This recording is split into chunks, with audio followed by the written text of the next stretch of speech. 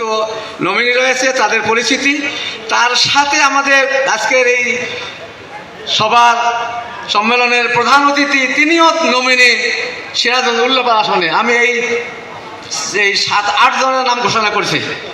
বগুড়া 1 আসন সারিয়াকান্দি সোনাতলা, এখান থেকে বাংলাদেশ জামাত ইসলামী জাতীয় সংসদের নমিনি হিসাবে নির্বাচন করবেন অধ্যক্ষ শাহাবুদ্দিন, কেন্দ্রীয় নির্বাহী পরিষদের সদস্য, কেন্দ্রীয় বাইতুল মাল সেক্রেটারি এবং বগুড়া জেলা জামাতের সাবেক আমির। বগুড়া 2 আসন শিবগঞ্জ, এই আসন থেকে আমাদের জামাতের মনোনীত নমিনি সাবেক এমপি বিশিষ্ট আলেমে দ্বীন অধ্যক্ষ মাওলানা শাহাদাতুজ্জামান।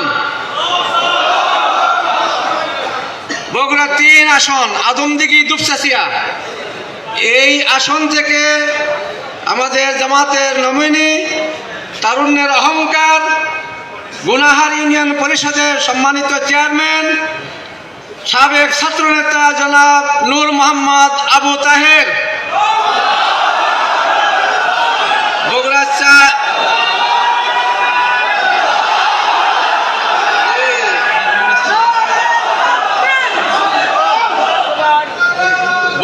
4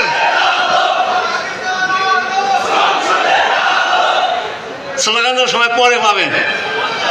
বগুড়া 4 আসন কাহালু নন্দীগ্রাম, এই আসন থেকে জামাত ইসলামী মনোনীত নমিনি 3 বারের কাহালু উপজেলা সাবেক উপজেলা চেয়ারম্যান বিশিষ্ট আলেমে দ্বীন হযরত মাওলানা অধ্যক্ষ তায়েব আলী।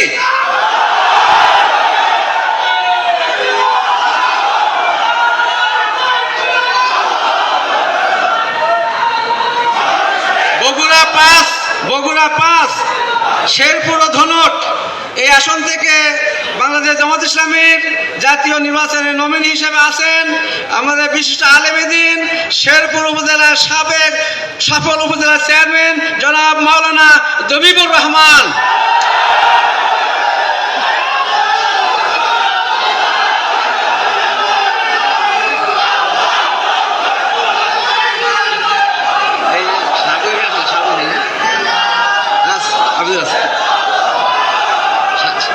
বগুড়া 6 বগুড়া সদর আসন, এই আসন থেকে জামাতে ইসলামীর মনোনীত নমিনি বগুড়া শহর জামাতের সংগ্রামী আমির বিশিষ্ট ছাত্র নেতা অধ্যক্ষ মাওলানা আবিদুর রহমান সোহেল।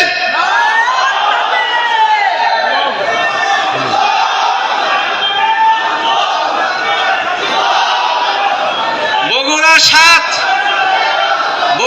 7 আসন শাহজাহানপুর ও গাবতলী, এই আসন থেকে বাংলাদেশ জামাত ইসলামীর জাতীয় নির্বাচনের জন্য নমিনি হিসেবে আছেন আমাদের প্রাণপ্রিয় নেতা বাংলাদেশ শ্রমিক কল্যাণ ফেডারেশনের কেন্দ্রীয় সহসভাপতি জনাব গোলাম রব্বানী।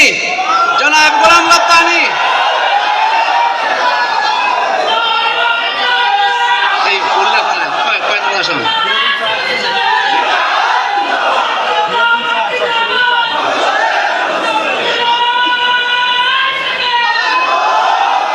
এবারে আমাদের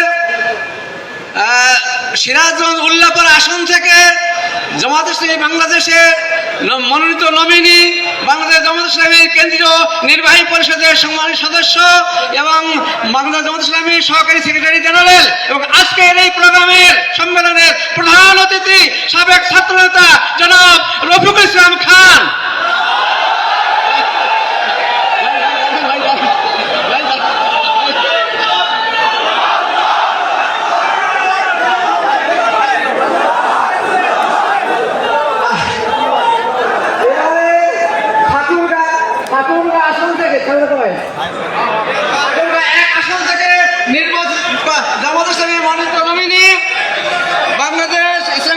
শিবিরের সাবেক কেন্দ্রীয় সভাপতি আমাদের জীবন্ত শহীদ জনাব বগুড়ার জামাই জনাব দেলোয়ার হোসেন, জনাব